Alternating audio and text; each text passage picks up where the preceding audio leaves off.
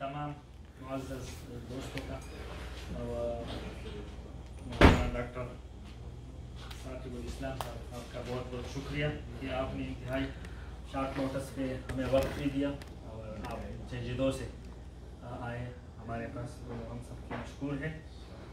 बाकायदा आगाज़ मैं तिलावत कलाम पाक से करना चाहूँगा, तो क़ारी साहब रहमत अली साहब आ जाए और तकरीब का आगाज़ करा दें।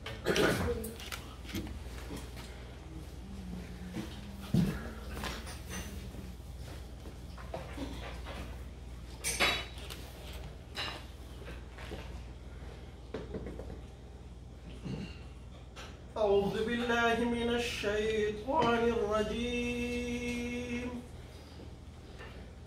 بسم الله الرحمن الرحيم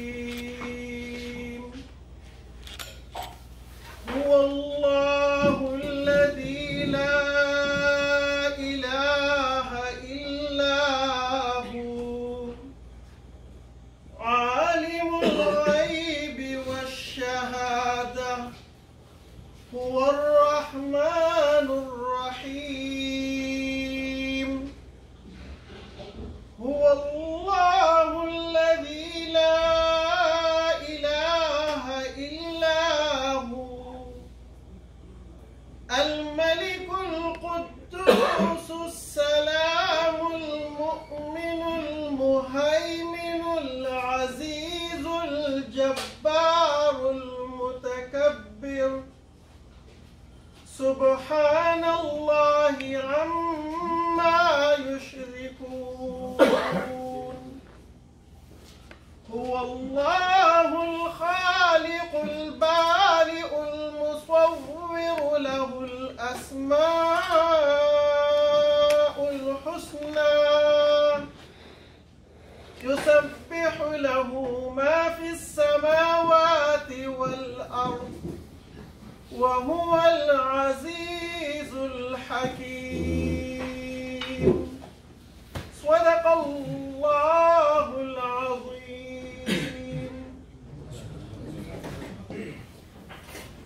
शेर को कि वो आए और नाच अलैका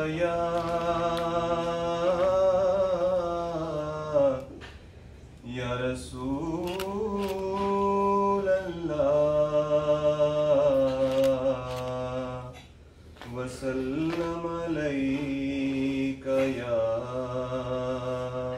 हबीब अल्लाह।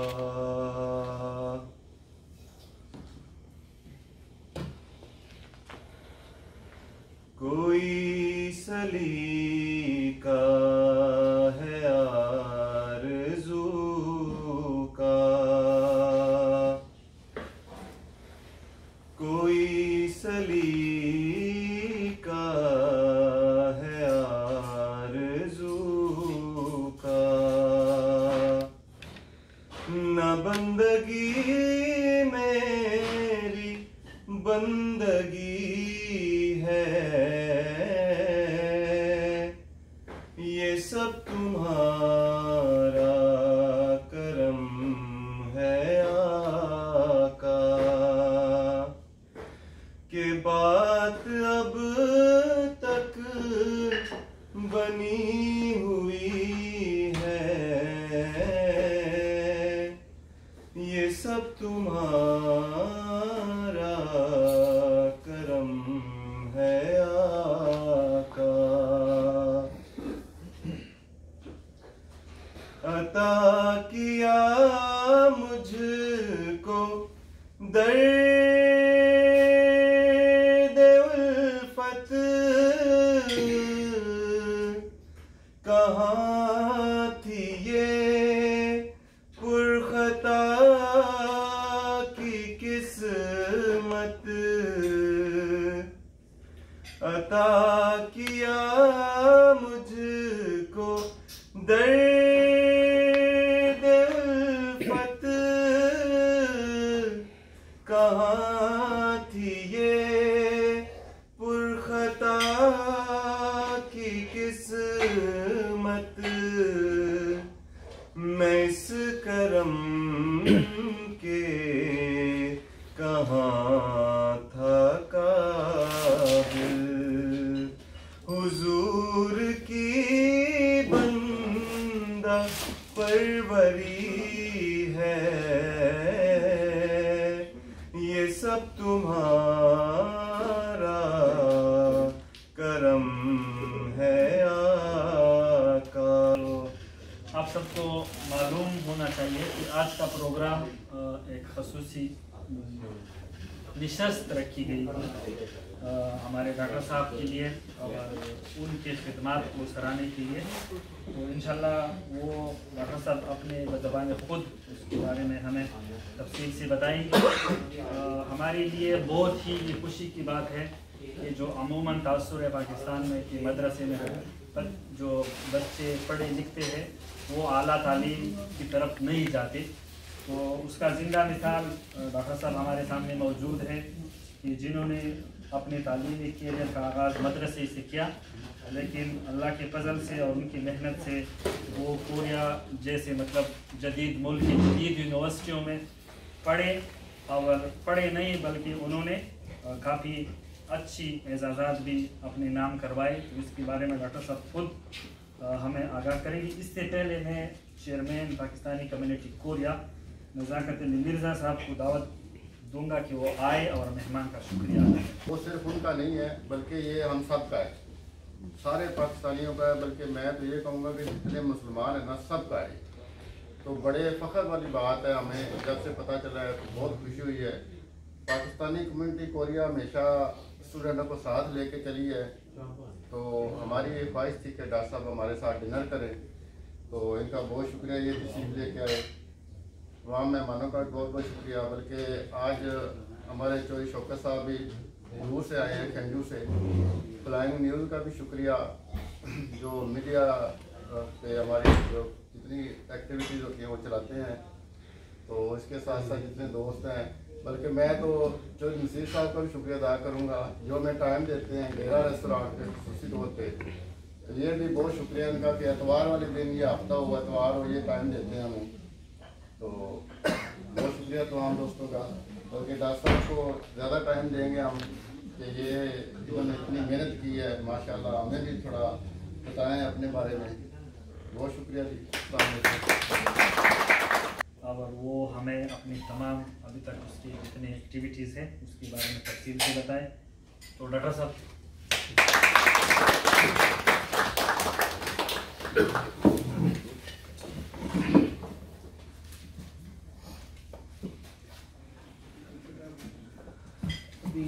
नात के दौरान हमारे दोस्त ने बहुत अच्छी नात पढ़ी। तो एक शेर जो उन्होंने पढ़ा तो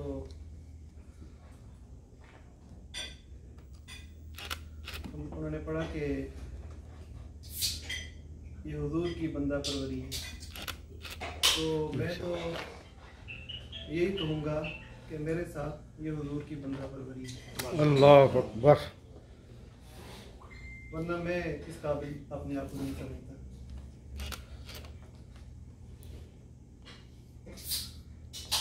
आप हज़रात तशरीफ़ लाए और मुझे इस इकराम से नवाजा। रसूलुल्लाह सल्लल्लाहु अलैहि वसल्लम ने फरमाया कि जो बंदों का एहसानमंद नहीं हो सकता वो अल्लाह का भी एहसानमंद नहीं हो सकता। तो मैं आप हज़रात का तहे दिल से शुक्रगुज़ार हूँ कि आपने मेरे लिए इस कदर पुरवकार प्रोग्राम का इनेकाद किया। मुझ जैसे नाकारा और कमज़ोर आदमी पर ये अल्लाह जल्ल शान ने ख़ास इनाम का मामला फरमाया है कि मैं इस काबिल हुआ कि आलम इस्लाम और मुल्क पाकिस्तान के हवाले से काबिल फ़ख्र जो आप हज़रात कह रहे हैं, जैसा कि ये अल्लाह जल्ल शान का ख़ास फजल है।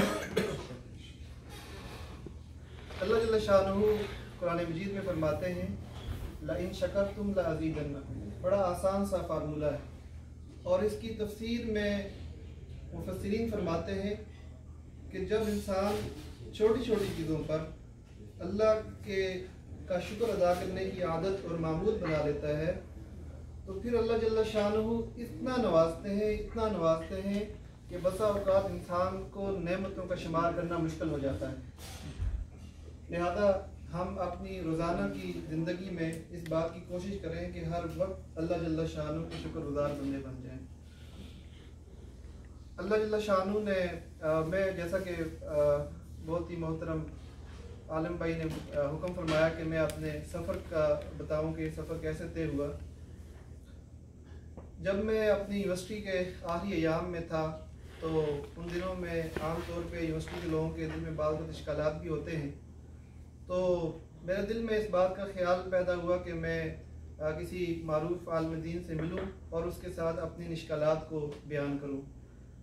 मुझे मौका मिला, मेरे उस्ताद और मेरे मुर्शिद हज़रत मुफ्ती सैयद अदनान काखिल साहब दामद बरकातुहू से मैंने वक्त लिया और उनसे जाके मैंने बात की और अपने इश्कालात को बयान किया। हज़रत मुफ्ती साहब ने मेरे इश्कालात को सुना और सुनने के बाद उसका तसल्ली बख्श जवाब दिया और मुझे फरमाया कि साकिब, अगर तुम पूरे दीन को पढ़ लो तो फिर तुम उम्मत के लिए बेहतर अंदाज में नाफे और मुफीद हो सकते हो। और मेरे दिन में ये बात पहले नहीं थी, क्योंकि यूनिवर्सिटी के बाद आम तौर पर इंजीनियर्स के लिए ख़ास तौर पे अमली मैदान में जाना होता है। ये पहला मौका था जहाँ से मेरे दिल में ये ख्याल पैदा हुआ कि अब मैंने दीन को पढ़ना है। अल्हम्दुलिल्लाह उसके बाद जब मैंने अपनी यूनिवर्सिटी की तालीम को पूरा किया और मैं मदरसे चला गया और वहाँ मैं जामिया रशीद से मेरी फरागत हुई। अब जब मदरसे का एक ख़ास माहौल होता है, उसका ख़ास निज़ाम तालीम है, ख़ास अंदाज़े फ़िक्र है, तो उसके बाद तो आम तौर पर लोगों के दिल का ये ख्याल होता है कि अब मैंने अमली मैदान में जाके इमाम मस्जिद के तौर पे या एक उस्ताद के तौर पे मदरसे के अंदर अपनी खिदमत से अंजाम देनी है। और वो ये समझता है कि यही असल जगह है जहाँ मुझे बेहतर सूरत में उखरवी एतबार से फ़ायदा होगा। लेकिन तब दोबारा से मेरे उस्ताद मोहतरम हज़रत मुफ्ती सैयद अदनान काखिल साहब दामद बरकातुहू ने मुझे फरमाया कि अब तुम्हें वापस अपने शोबे के अंदर जाकर अपनी तालीम को पूरा करना है।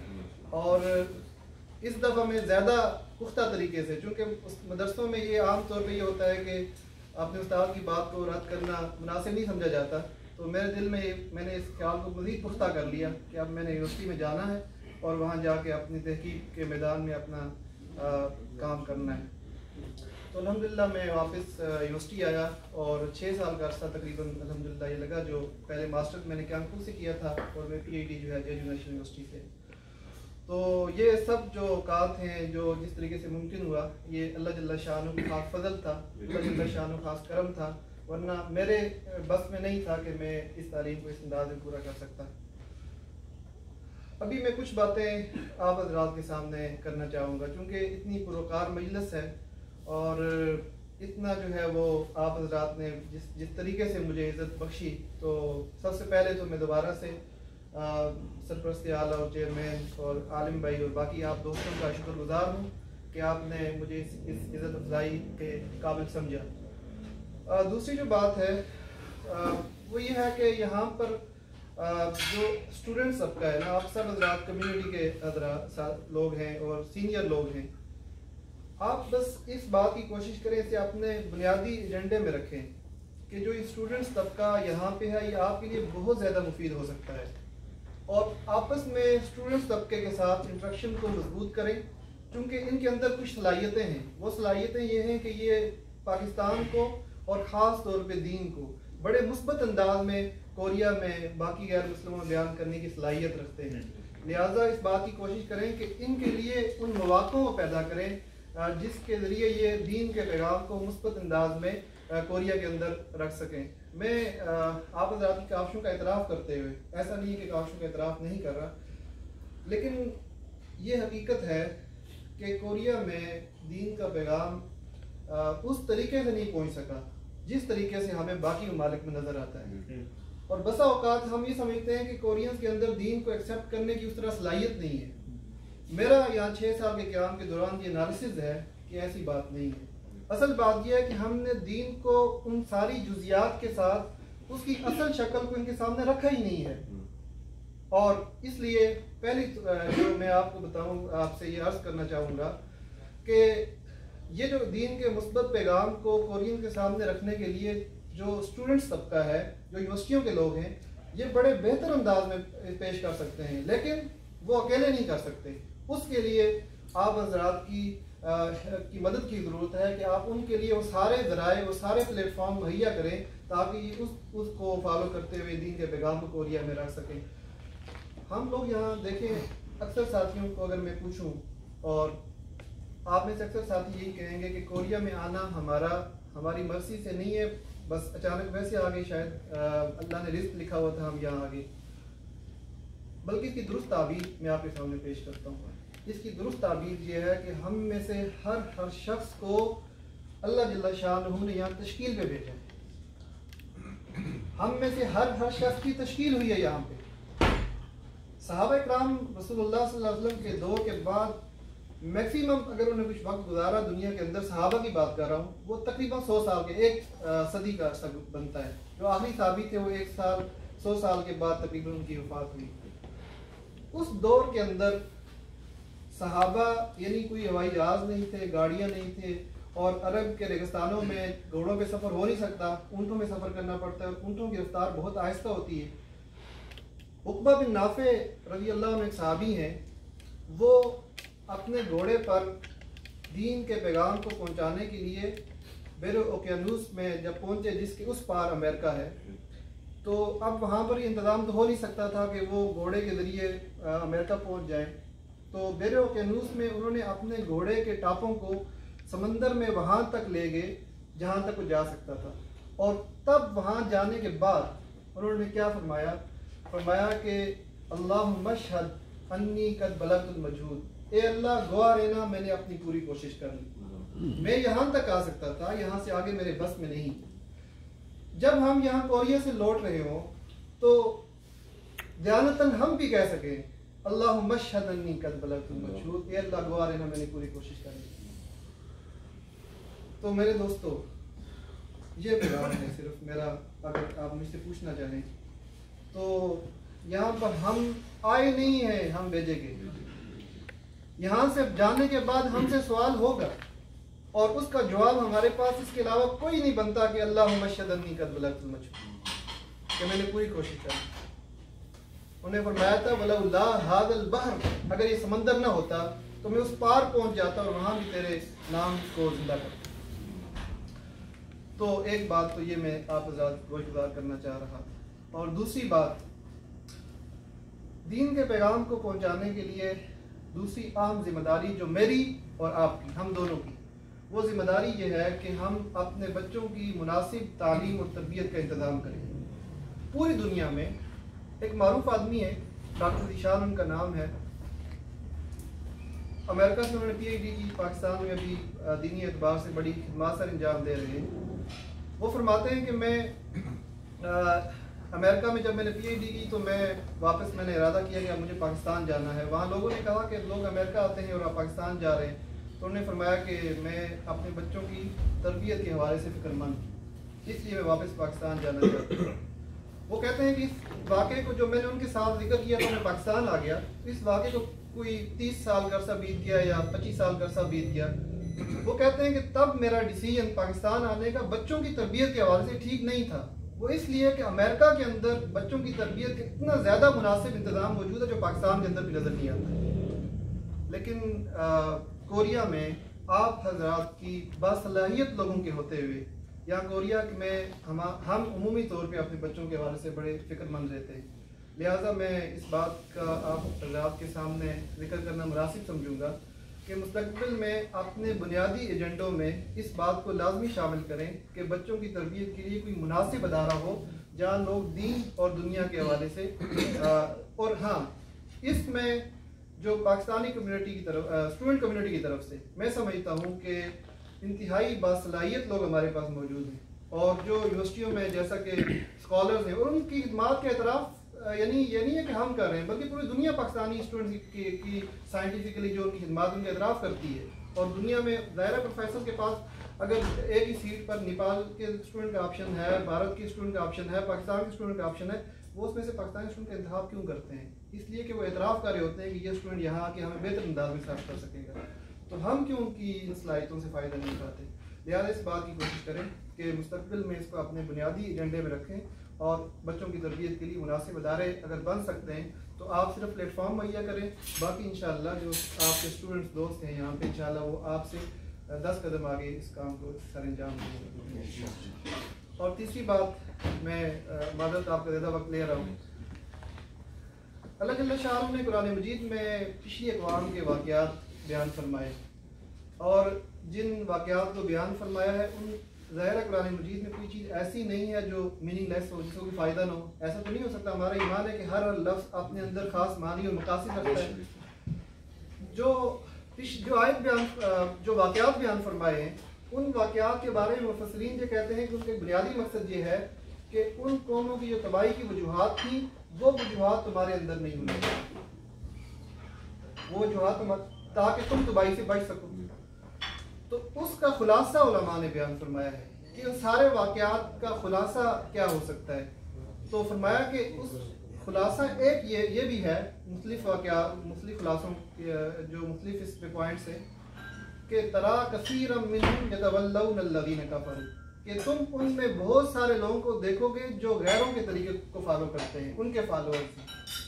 तो यहाँ इस कम्युनिटी में रहते हुए मैं ये बात आप हज़रात के सामने इसलिए बयान कर रहा हूँ कि ये मेरे लिए यानी ऐसा नहीं है कि मैं अपने आप इस काबिल समझूँ, बल्कि अल्लाह का फजल है कि पिछले 6 साल के दौरान जब मैं मुख्तलिफ लेयर्स में रहा, 3 शहरों में मैं रहा और कई प्रोफेसर्स के साथ, कई कोरियन स्टूडेंट्स के साथ मेरा इंट्रैक्शन रहा, ना अल्हम्दुलिल्लाह सर से टोपी उतरी, ना मैंने कभी पेंट शर्ट पहनी, किसी पाकिस्तानी ड्रेस के साथ हूँ और ना ही शलवार मैंने टखनों से नीचे की। लेकिन मुझे कभी मसला पेश नहीं आया, कभी भी किसी ने मुझे ये नहीं कहा कि आप अपने इस ड्रेस को चेंज कर लें, इससे आपकी परफॉर्मेंस में फ़र्क आ रहा है। ऐसा कभी भी नहीं हुआ। और नमाज़ों को हम जब नमाज मस्जिद में टाइम होता था या फिर लैब के अंदर होता था, हमने नमाज़ों को अदा किए और बसा औकात प्रोफेसर आके देखते थे कि ये बंदा क्या कर रहा है। और अब तो ये सिचुएशन है कि प्रोफेसर खुद हमें कहते हैं कि आप दुआ करें अपने काम के लिए ताकि ये काम आपका पब्लिश हो जाए, अच्छे तरीके से काम हो जाए। तो अल्लाह जल्ल शानू ने हमें जो ये एक ड्रेस कोड दिया है, जो ये चीज़ें दी, ये भी एक दावत है। सहाबा इकराम जब ये जो पूरा इंडोनेशिया और मलेशिया है यहाँ पर ये इस्लाम ऐसे आया कि यहाँ पर बाकायदा दावत नहीं देगी इस तरह के, बल्कि लोग कारोबार के लिए आए थे। सहाबा और उसके बाद के लोग कारोबार के लिए आए थे, उनके कारोबार से मुतासर होकर पूरे इलाके पलटे और आज ये लोग ईमान और इस्लाम के बुनियादी मालिक के तौर पर तस्वर किए जाते हैं। तो मैंने आयत जो आपने पढ़ी, तरा कसीरम मिनहुम यतवल्लौना अल्लज़ीना कफ़रू, तुम उन्हें बहुत सारे लोगों को देखोगे जो काफिरों के तरीकों को फॉलो करते हैं। लिहाजा इस बात की कोशिश करें कि यहाँ कोरिया के अंदर आप हज़रात मौजूद हैं तो अपने उस पूरे यानी एक निज़ाम ज़िंदगी के साथ यहाँ पे वक्त गुजारें। आपका लिबास, आपका खाना पीना, उठना बैठना, ये सारी चीज़ें जो हैं ये इंशाअल्लाह दावत बन जाएंगी। बाज़ औक़ात यहाँ कोरियंस को लफ्ज़ कह के दावत देना मुश्किल होता है, लेकिन हमारी अपनी ज़िंदगी तो हमारे साथ है, हम कैसे चलते हैं, कैसे हमारा अखलाक है, कैसे हमारा उठना बैठना है, ये इंट्रैक्शन इंशाअल्लाह ये भी दावत के एक मौसर रवैया बन सकता है। इस बात की इंशाअल्लाह कोशिश करें। बस मैं दोबारा से मेरे अल्फाज जो कंक्लूड में कर रहा हूँ ये है कि हम इस बात की कोशिश करें कि हमारी, देखें यहाँ पर हम सब जो बैठे हैं ना, कोई किसी की पहचान जो है ना वो इस हैसियत से है कि वो बिजनेसमैन है। मेरी पहचान इस हैसियत से है कि मैं रिसर्चर हूँ। किसी की पहचान मुख्तलिफ हो सकती है। एक पहचान कॉमन होनी चाहिए और वो होनी चाहिए, और वो पहचान सबसे ज़्यादा बढ़ती है, सबसे कीमती पहचान है। वो पहचान ये होनी चाहिए कि हम अल्लाह के दीन के दाई हैं, और वो सारे कामों के साथ होनी चाहिए। इसलिए कि वो पहचान जो है वो हमें दुनिया के एतबार से भी कामयाब कर सकती है और आखिरत के एतबार से भी कामयाब कर सकती है। अल्लाह जल्ल शाह अमल करने की तौफीक नसीब फरमाए। अल्लाह जल्ल शाह, मैं दोबारा से, मैं जो आखिरी दोबारा से आप हज़रात का दोबारा से तहे दिल से शुक्रगुजार हूँ कि आपने मुझे इस काबिल समझा कि मैं आप हज़रात के दरमियान आज मौजूद हूँ और इतने प्यारे प्रोग्राम का इंतज़ाम किया। जज़ाकुमुल्लाह खैरन मसन, जज़ा, बहुत बहुत शुक्रिया। डॉक्टर साहब, आपने हाल में जितने मौजूद साथी हैं उनको ये याद भी दिलाया कि कभी हम भी इस तरह मस्जिदों में बैठा करके आपके बयान सुना करते थे। तो वो अब तो खैर माजी का हिस्सा है, लेकिन हिम्मत हमने नहीं हारनी और आपके बताए हुए उसूल और आपकी बताई हुई बातों को मद्देनज़र रखते हुए हम इंशाअल्लाह तालीम के लिए भी कोशिश करेंगे। और दोबारा जो मसाजिद अब वीरान है या मतलब उसमें जो मसले हैं उसको ख़त्म करके उसको दोबारा अल्लाह की दीन की सरबुलंदी के लिए इस्तेमाल करेंगे। तो अल्लाह ताला से दुआ है कि हम सब अल्लाह हमें उसमें इस्तेमाल करे। बाकी आपका किरदार और आपका तालीम और आपका मयार इंशाल्लाह किसी से ढका छुपा नहीं है और कोरिया में भी और सारी दुनिया में भी आपकी खिदमत को सुनहरे लफ्ज़ों में याद रखा जाएगा। आप आए, आपने हमें इज़्ज़त दी, अल्लाह ताला आपको इसका दुगना इज़्ज़त दे, दुगना अजर दे। कि अमूमन यहाँ जो महफिल होती है उसके पीछे एक एजेंडा होता है, मकसद होता है, लेकिन आज का जो प्रोग्राम है ये दूसरे प्रोग्रामों से मुख्तलिफ है और इसका एजेंडा सिर्फ यही है कि हम मुसलमान हैं और हम परदेश में हैं और हम दीन इल्लाही को किस तरह इस मुल्क में अपने हरकत से और अपने लाइफस्टाइल से मुतासिर करके एक ना एक दिन इनको इंशाल्लाह हम इस्लाम की तरफ राग़िब करेंगे। तो जो कमियाँ हैं, जो कोताहियाँ हैं, वो हमने आप जैसी हस्तियों से सीखनी है और हम कोशिश करेंगे बहैसियत मुसलमान भी और बहैसियत कम्युनिटी की ज़िम्मेदार भी कि हम आइंदा भी इस तरह के सेमिनार्स और इस तरह के सेशन रखें ताकि हमारे अखलाकी तालीम भी वक्त के साथ साथ हुआ करें। तो इंशाल्लाह मैं अभी दावत दूँगा सरपरस्त आला साहब को कि वो स्टेज पे आए और मेहमान के लिए दो अल्फाज। जी अब्दुल जब्बार बैठ। जैसे कि नज़ाकत भाई ने और हमारे यारी साहब ने और आलम भाई ने सारी बातें डिस्कस की हैं कि असल मकसद जो आज हमारा जमा होने का है वो दीन की गर्ज से अपना कोई भी एजेंडा किसी और नहीं है, सिर्फ सिवाय मज़हब। इसलिए कि हम लोग जो कारी साहब ने जो बड़ी अच्छी बातें की हैं 1, 2, 3 तीनों पॉइंट, अल्हम्दुलिल्लाह पाकिस्तान कम्युनिटी कोरिया पहले दिन से उस पर अमल पैरा थी, लेकिन कुछ मुश्किलात, कुछ ऐसा वक्त आया कि इन चीज़ों से हमारी दूरी हो गई और आपने आज माशाल्लाह लोगों के जज्बातों को, लोगों को दोबारा से आगाही अता की है, तो दोबारा से हम उस पर अमल करने की कोशिश करेंगे।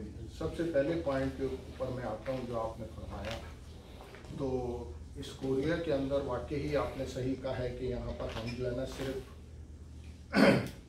काम के लिए या बिजनेस के लिए या इसलिए नहीं आए। मैं पहले दिन से, आज से नहीं, तकरीबन 15-16 साल पहले से मैं ये बड़ा रिसर्च करता था और मैंने काफ़ी लोगों से डिस्कस भी की इस मौजू के ऊपर कि अल्लाह ताला की हर नेमत हमारे पास है। हम मुसलमान घर में पैदा हुए, मुसलमान मुल्क से ताल्लुक़ है हमारा, ख़ास तौर पे पाकिस्तान, बांग्लादेश, इंडोनेशिया जहाँ पर मुसलमानों की अक्सरियत है। क्यों हम इस तरह गैर मुल्कों के अंदर जाके रोज़ी की तलाश के अंदर, या क्यों हम जाके वहाँ पे काम करते हैं? तो मैं काफ़ी लोगों से मशवरे भी करता था, रिसर्च भी करता था। आखिर में मैंने, हमारे बड़े मौजूद साथी थे, उन्होंने मुझे थोड़ी सी बात पॉइंट बताई थी जो मेरे दिमाग पे बैठी। उन्होंने कहा कि हम लोगों को अल्लाह ताला ने किसी न किसी तरह से इस्तेमाल करना है। अगर हमको भी अरबियों की तरह इतनी दौलत दे दी जाती जिस तरह आज अरब के मुल्क में है, तो शायद हम इन काफिरों के मुल्क में ये दीन इस तरह नहीं फैलता होता। तो अल्लाह ताला ने हम गरीब मुल्कों के अंदर जो हमको गुर्बत या जिस तरह भी मुसलमान मुल्कों को रखा है, तो उसकी कोई ना कोई वजह है। और वो अब ये हमारे सामने जो आज कारी साहब ने बात की, तो मुझे वो बात रिमाइंड हो गई और मेरे दिमाग में वो पहला पॉइंट जो किया कि हम इस्लाम के दाई हैं। तो हम जब अपने घरों से निकलते हैं तो अल्लाह ताला ने हमें दाई बना के अपने घरों से गैर मुल्कों में भेजा, जहाँ हमने रिज़्क़ हलाल भी कमाया और अपने दीन से इनको रोशनाई भी अता की। हकीकत में देखा जाए तो आज से 30 साल 25 साल पहले यहाँ मस्जिदें भी थीं, लोग भी थे, लेकिन दीन का काम नहीं था। मस्जिदें वीरान रहती थी, मस्जिदों में नमाजें नहीं होती थी। जो 4 बड़ी मस्जिदें सब जानते होंगे पहले, मुझे अच्छी तरह याद है इत्मीनान की मस्जिद के अंदर जब हम पहली दफ़ा नमाज़ पढ़ने गए जुम्मे के दिन, तो 1 या 1.5 सफ लगती थी और उसके बाद उसमें ताले लग जाते थे। वो भी वहाँ एम्बेसियाँ हैं, दूसरी चीज़ें। तो मैं बड़ा, मुझे वो होता था कि हमारे ये सारे साथी हमेशा पाकिस्तानी किसी भी तरीके में या किसी भी ज़रिए से और किसी भी तरीके से वो पाकिस्तान का परचम अगर बुलंद करते हैं, चाहे किसी सूरत में भी, चाहे वो दीन के काम में हो, चाहे किसी मेडिकल प्रोफेशनल में हो या किसी स्पोर्ट्स में हो, तो हमारी कोशिश पाकिस्तान कम्युनिटी की होती है कि उनकी हौसला अफजाई करें और उनको अपनी तरफ से हम अप्रिशिएट करते हैं। तो इसी वजह से आपको भी आज हम बहुत बहुत मुबारकबाद पेश करते हैं और आपसे उम्मीद भी रखते हैं कि कोरिया में दीन के काम के लिए आप हमारे साथ शाना बशाना खड़े होंगे और जो यहाँ कोरिया में फैमिली हैं उसके लिए और हम सब के लिए राह देंगे। तो बहुत बहुत शुक्रिया सब साथियों का टाइम लेने का। तो आप लोगों का बहुत बहुत दोबारा शुक्रिया अदा करता हूँ किसी भी प्लेटफॉर्म से कि हमेशा आप लोगों का जिस तरह पहले ताउन रहा है तो अभी हमारे साथ ताउन करते रहे। जज़ाकल्लाह। हाजिर होते हैं ट्रांसमिशन के लिए और डेरा रेस्टोरेंट का शाह साहब आपका, अब्दुलसलाम भाई आपका, मलक साहब आपका, अमीरुल हक साहब, जाफरी भाई, तारिक भाई, केंद्रीय भाई, खालिद भाई, एहसन भाई और अपना अमान खान, हाजिर साहेब, जामगुल सबका और हमजा नासिर और नाज भाई जम्मू यूनिवर्सिटी से ये भी आए हैं। तो बहुत बहुत शुक्रिया आप सबका कि आप लोग आए। और अब मैं आखिर में अपने चेयरमैन साहब को, राज सरपरस्त आला साहब को और मलक साहब को दावत दूंगा कि वो आए इधर और डॉक्टर साहब को एक हकीर सा हमने एक सर्टिफिकेट देना है। तो इसमें हमारी मोहब्बत है, हमारी खलूस है, तो आप इसे कबूल करें। सही मलक ऐसे अपना जवान लोग क्या साहब आने सारे दोस्त सारे बल्कि अजीज भाई फिर हम आ जाएंगे ना। आजम भाई ने